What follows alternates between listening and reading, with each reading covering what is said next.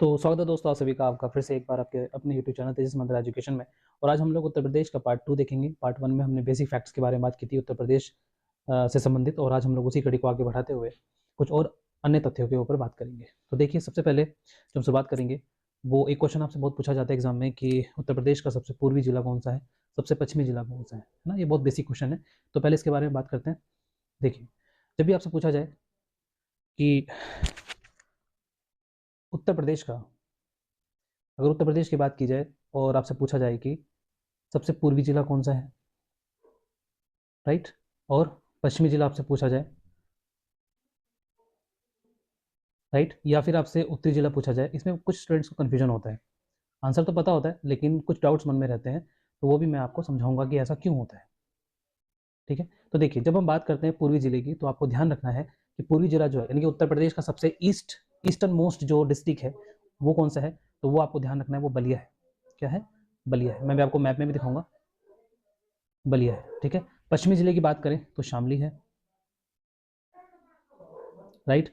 अगर उत्तरी जिले की बात करें तो आपको मिलेगा सहारनपुर, जहां से आप ये वीडियो देख रहे हैं।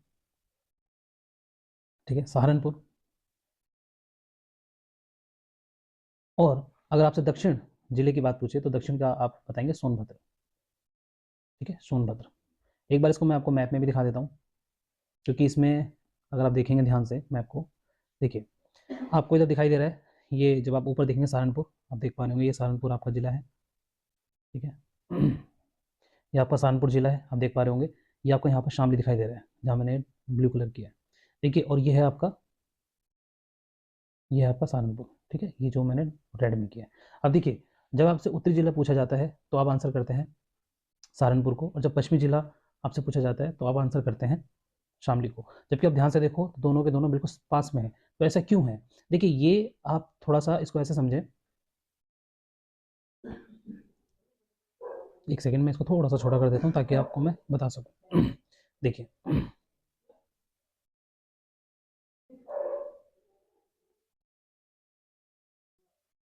देखिए, जब आप यहाँ से एक लाइन खींचेंगे ना, इस जगह से,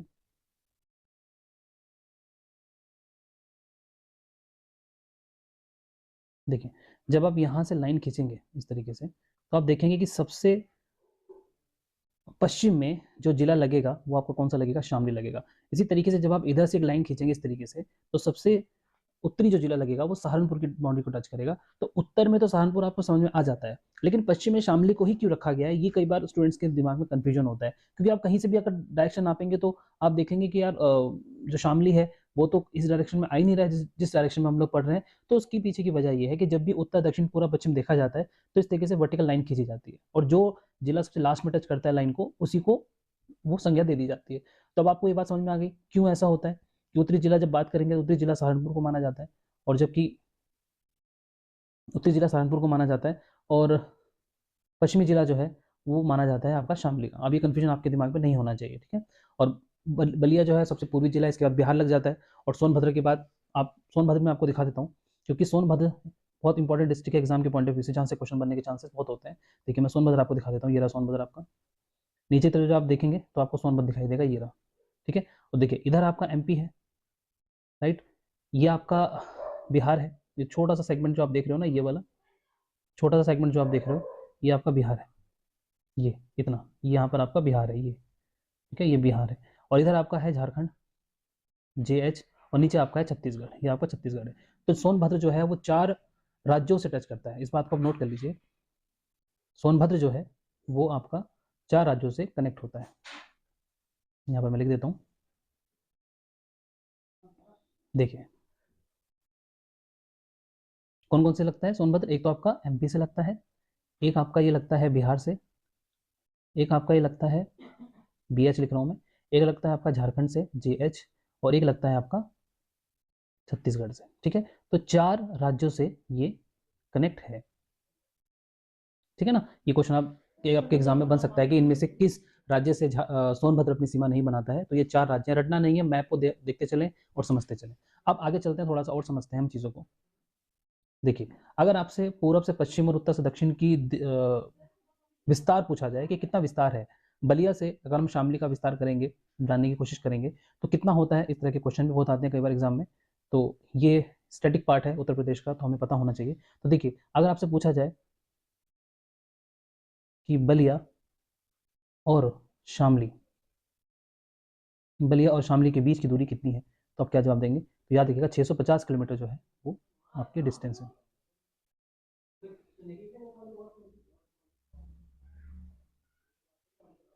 ठीक है, तो ये आपका होगा 650 किलोमीटर, 650 किलोमीटर। ठीक है, 650 किलोमीटर। और जब हम बात करते हैं ये वाला, यानी कि सहारनपुर से सोनभद्र के बीच की डिस्टेंस कितनी है, तो हम क्या जवाब करेंगे? देखिए, सहारनपुर सहारनपुर से सोनभद्र के बीच की बात करें अगर,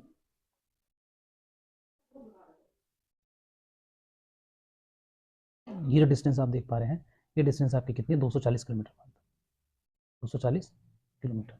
तो अगर हम आपसे अगर पूछें कि जो उत्तर प्रदेश का ज्योग्राफिकल है एरिया, वो आप देखेंगे कि पूरब से पश्चिम की तरफ ज़्यादा एक्सटेंड है, जबकि उत्तर से दक्षिण की तरफ कम है, जबकि मैप में हमें उल्टा लगता है। तो ये थोड़ा सा आप ध्यान रखें। ठीक है, चलिए आगे बात करते हैं। तो अगर आपसे पूछा जाए, अब हम बता पाएंगे आराम से कि पूरब में कौन सा है, पश्चिम में कौन सा है और दक्षिण में कौन सा है। तो इसके लिए आप एक छोटा सा हिंट, अगर आप भूल जाएं तो आप इसको इस तरीके से भी याद कर सकते हैं। जैसे एक छोटा सा है, सब शासन न्यूज में, न्यूज में। तो इसका क्या मतलब होता है? इसका मतलब ये है, एन से हो जाएगा नॉर्थ, नॉर्थ में क्या है? स मतलब सहारनपुर। ठीक है, ई का मतलब ईस्ट, अब ब से बनाएंगे बलिया को।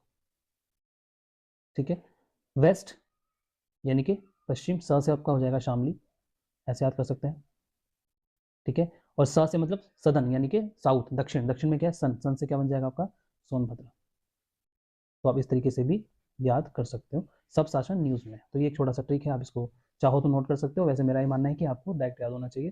ठीक है, अच्छा एक क्वेश्चन और आता है एग्जाम के अंदर कि उत्तर प्रदेश के कितने जिले जो हैं वो एनसीआर में लगते हैं। तो ये भी एक क्वेश्चन आता है एग्जाम में, तो उसके बारे में थोड़ा बात कर लेते हैं कि एनसीआर बेसिकली होता क्या है, फुल फॉर्म क्या होती है एनसीआर की, और कितने जिले उत्तर प्रदेश के लगते हैं, और कौन कौन से राज्य के जिले जो हैं वो यहाँ पर लगते हैं।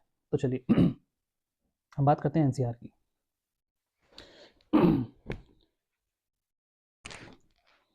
ठीक है, एनसीआर की फुल फॉर्म क्या होती है? एनसीआर की फुल फॉर्म अगर आपसे कोई पूछे तो आप बताएंगे नेशनल नेशनल कैपिटल रीजन। ठीक है, ये इसकी फुल फॉर्म होती है, और इसको हिंदी में क्या बोलते हैं? हिंदी में इसको बोलते हैं राज्य, सॉरी राष्ट्रीय, राष्ट्रीय राजधानी क्षेत्र।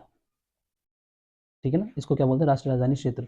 और ये कौन सा इलाका होता है? जो दिल्ली है, दिल्ली के आसपास जो एरिया है उसको हम लोग राष्ट्रीय राजधानी क्षेत्र कहते हैं। अब जैसे कि हमें पता है दिल्ली से जो राज्य लगने, जो स्टेट लगते हैं वो हरियाणा, उत्तर प्रदेश और राजस्थान लगते हैं।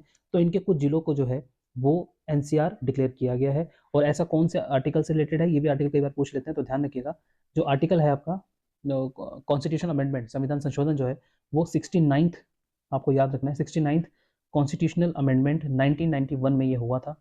ठीक है, तो आपसे ये भी पूछा जा सकता है कि 69वां संविधान संशोधन किससे संबंधित है, तो वो राजधानी दिल्ली से संबंधित है, जिसमें डिक्लेयर किया गया था कि कौन कौन से जिले जो होंगे वो एनसीआर में आएंगे। अब हमारा जो क्वेश्चन था वो ये कि कितने, उत्तर प्रदेश के कितने जिले हैं, तो उत्तर प्रदेश के साथ साथ हम लोग बाकी को भी देखेंगे। टोटल 24 जिले लगते हैं, आपको पता होना चाहिए। जो एनसीआर है, एनसीआर में टोटल 3 स्टेट के जिले लगते हैं। एक लगता है आपका हरियाणा, जो कि मैंने आपको बताया, हरियाणा। ठीक है, एक आपका है उत्तर प्रदेश और एक आपका है राजस्थान। ठीक है, तो इसमें कितने कितने जिले लगते हैं? देखिए, हरियाणा के सबसे ज़्यादा जिले लगते हैं, हरियाणा के सबसे ज़्यादा जिले राजधानी दिल्ली में लगते हैं, वो हैं 14। ठीक है, यूपी के कितने लगते हैं? यूपी के लगते हैं 8, राइट, और राजस्थान के कितने लगते हैं? 2। तो टोटल कितने हो गए आपके?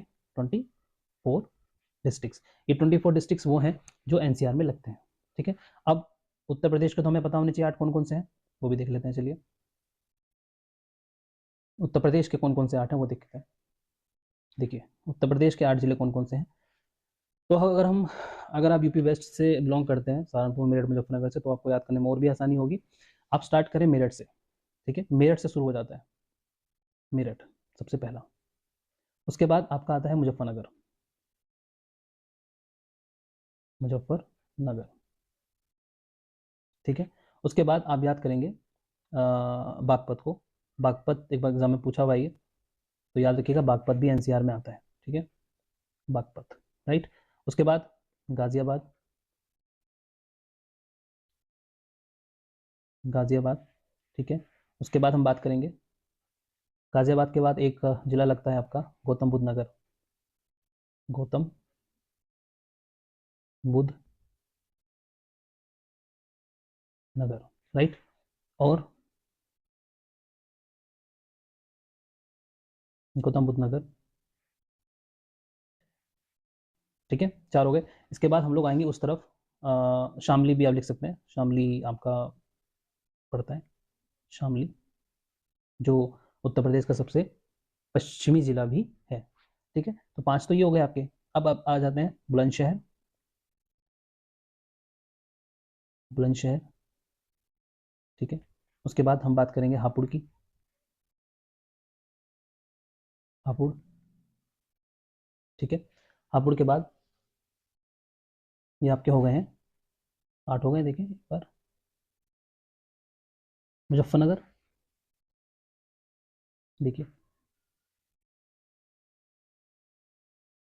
1 2 3 4 5,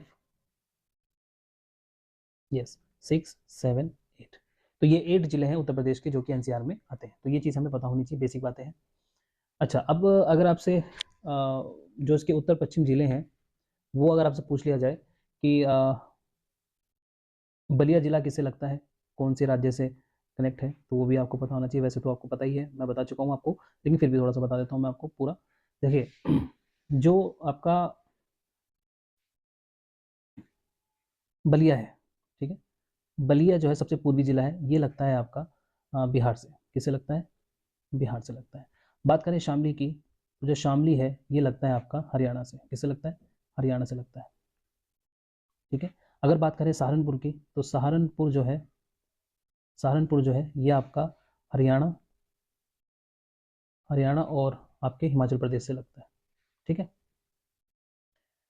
और सोनभद्र तो मैंने आपको बताया है, सोनभद्र आपका एमपी से लगता है, छत्तीसगढ़ से लगता है, झारखंड से लगता है और बिहार से लगता है। 4 राज्यों से कनेक्ट होता है, ठीक है। अब आगे चलते हैं, थोड़ा सा और समझते हैं चीज़ों को। देखिए, अगर हम बात करते हैं यूपी में जो सीटें हैं, है ना, इलेक्शन कमीशन या इलेक्शन की बात करें, तो यूपी में आपको पता है कि विधानसभा भी है, विधान परिषद भी है, लोकसभा कितनी सीटें यहाँ से जाती हैं, और राज्यसभा की कितनी सीटें, ये नंबर आपको कैसे पता होगा, लेकिन मैं बता देता हूँ आपको।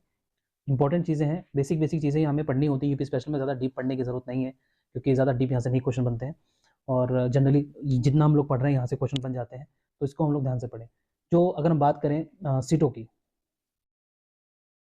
या चुनाव क्षेत्र की बात करें, एक ही बात है, चुनाव क्षेत्र, ठीक है। तो इसमें हमें पता है कि उत्तर प्रदेश में लोकसभा भी है, लोकसभा की सीटें जाती हैं, कितनी जाती हैं? सबसे ज़्यादा इसी की जाती हैं। राज्यसभा की बात करें, ठीक है, राज्यसभा की बात करें, या हम बात करें विधानसभा की, पहले विधानसभा लिख लेते हैं, विधानसभा और विधान परिषद, विधान परिषद, ठीक है।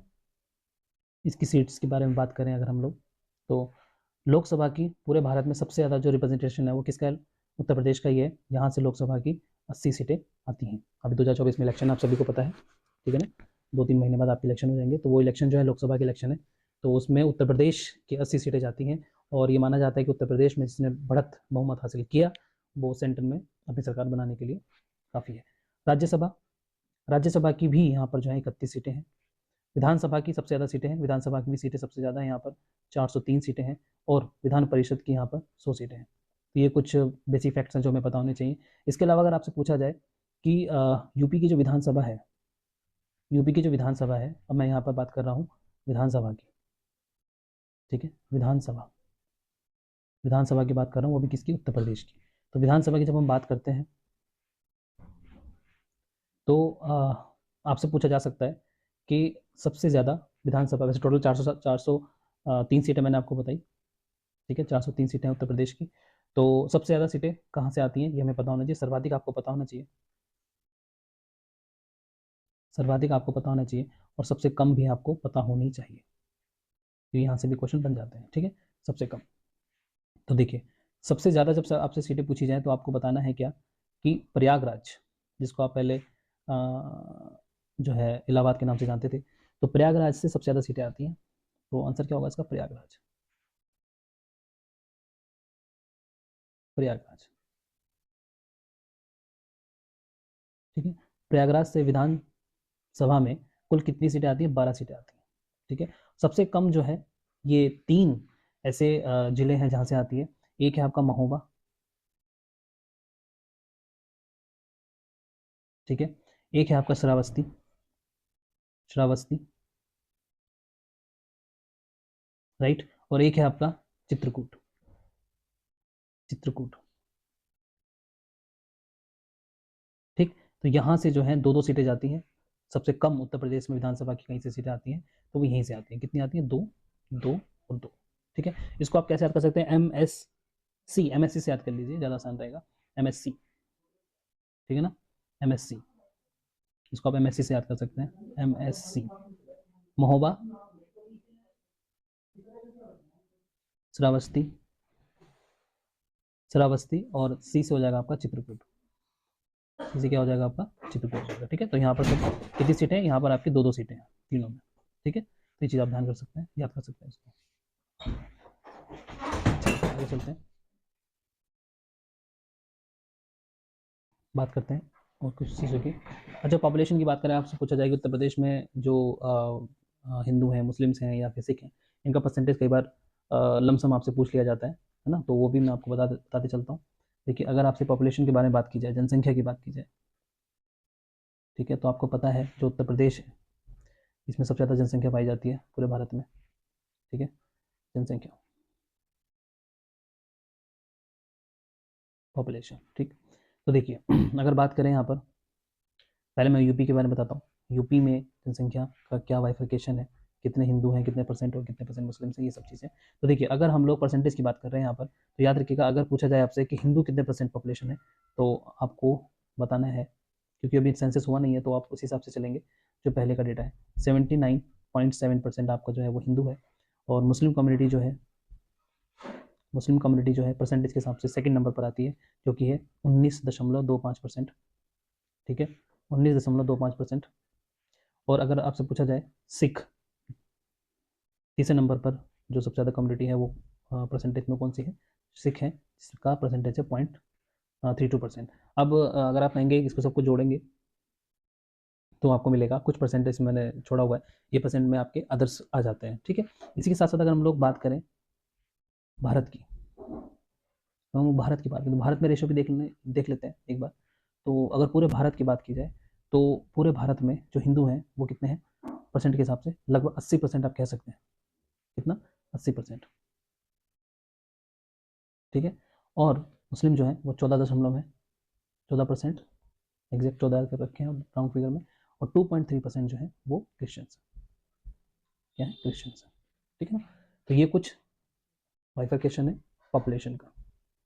अच्छा, इसी के साथ अगर हम लोग बात करें सेक्स रेशो की, सेक्स रेशो की बात करें, ठीक है ना, इनके 1000 पे कितनी महिलाएं, सेक्स रेशो की बात करें तो उत्तर प्रदेश का इसमें क्या हाल है वो भी देख लेते हैं।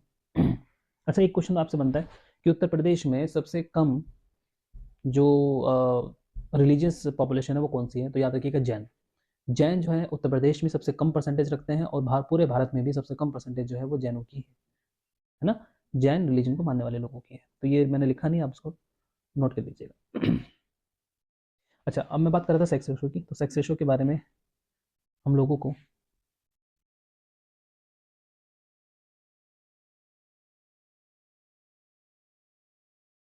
देखिए, आपसे पूछा जा सकता है कि उत्तर प्रदेश का जो सेक्स रेशो है, लिंगानुपात इसको बोलते हैं, हिंदी में क्या बोलते हैं इसको, लिंगानुपात बोलते हैं, लिंगानुपात कितना है, ठीक है। तो देखिए, अगर आपसे पूछा जाए कि यूपी में क्या है और भारत में क्या है, दोनों का मैं कंपैरिजन करके बता रहा हूँ, ठीक है ना। देखिए यूपी में अगर आपसे पूछा जाए तो आपको बताना है 912 प्रति हजार, यानी कि 1000 पुरुषों पे 912 महिलाएं, ठीक है। और साथ ही साथ अगर मैं पूरे भारत की बात करूं तो पूरे भारत में है 943, ठीक है। अब यूपी में 912 है तो यूपी में आपको ये भी पता होना चाहिए कि मैक्सिमम कहाँ पर है, सबसे ज़्यादा किस जिले का लिंगानुपात ज़्यादा है। इसी तरीके से मैं भारत की भी बात करूंगा, तो मैं नीचे भारत की कर रहा हूँ।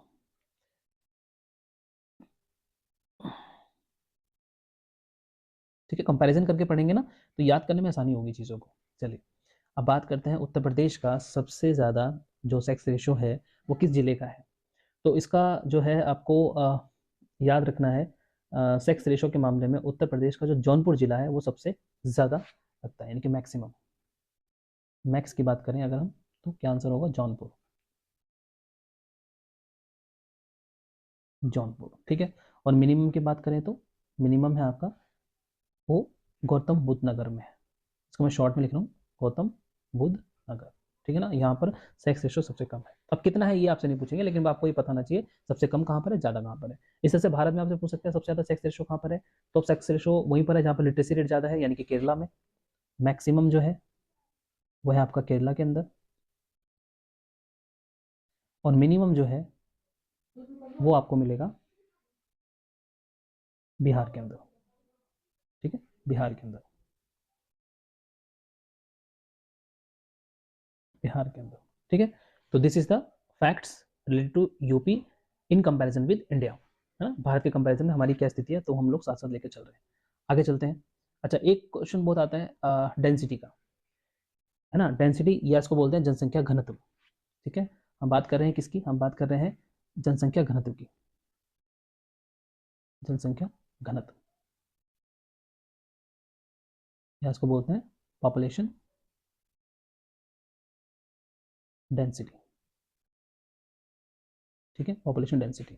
अब पॉपुलेशन डेंसिटी की जब हम बात करते हैं तो इसका मतलब ये होता है कि 1 किलोमीटर स्क्वायर में रहने वाले लोगों की संख्या, कितना, 1 किलोमीटर स्क्वायर, यानी कि 1 किलोमीटर ऐसे नाप लीजिए, 1 किलोमीटर ऐसे नाप लीजिए, और इसको जब आप स्क्वायर बनाएंगे, ये स्क्वायर तो नहीं बना, रेक्टेंगल बन गया, इसको मैं स्क्वायर बनाता हूँ पहले, देखिए, क्योंकि ये भी हमें पता होना चाहिए कि डेंसिटी होती क्या है, कई बार ये भी क्वेश्चन बन जाता है। तो 1 किलोमीटर आप ऐसे चलिए, 1 किलोमीटर आप ऐसे चलिए, ठीक है। और इतने एरिया में जितने लोग रहते हैं उसी को क्या बोलते हैं, किसी इलाके की पॉपुलेशन डेंसिटी, ठीक है। ये भी आपका 1 किलोमीटर हो जाएगा, 1, और ये भी 1, ठीक है, किलोमीटर, राइट। चलिए ये भी 1 किलोमीटर है आपका। अब इसकी जब हम बात करते हैं तो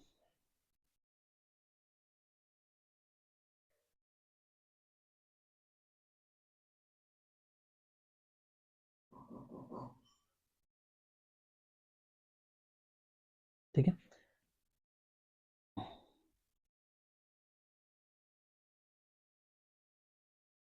देखिए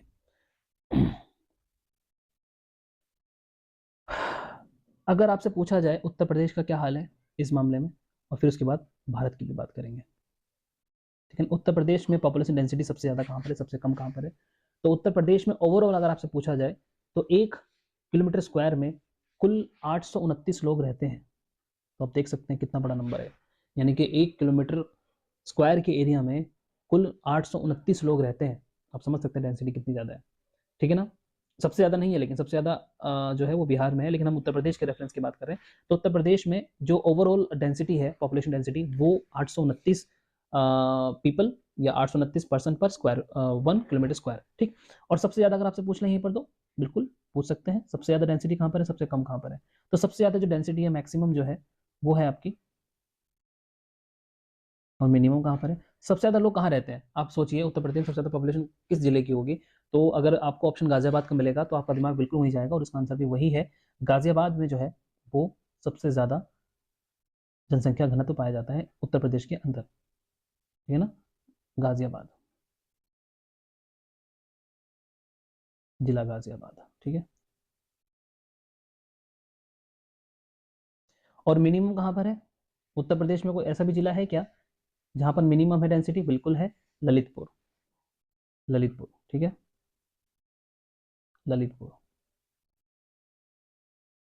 ठीक है ना, ललितपुर। इसी तरीके से हम लोग अगर भारत की बात करें भारत की बात करें तो हमें क्या मिलता है देखने के लिए, भारत में जो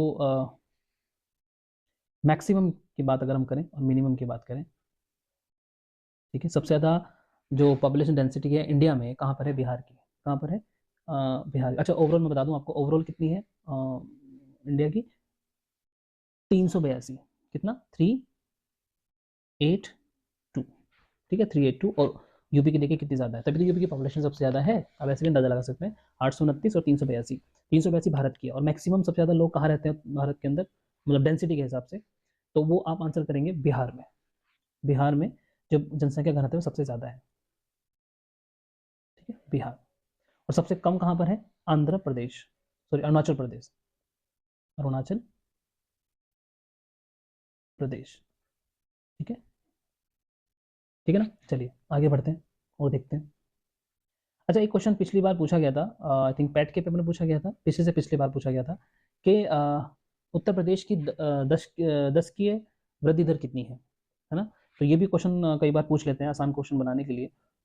दशकीय वृद्धि दर, अब इसका मतलब क्या होता है, देखिए 10 साल में कितनी वृद्धि हुई है पॉपुलेशन में, उसको बोलते हैं हम लोग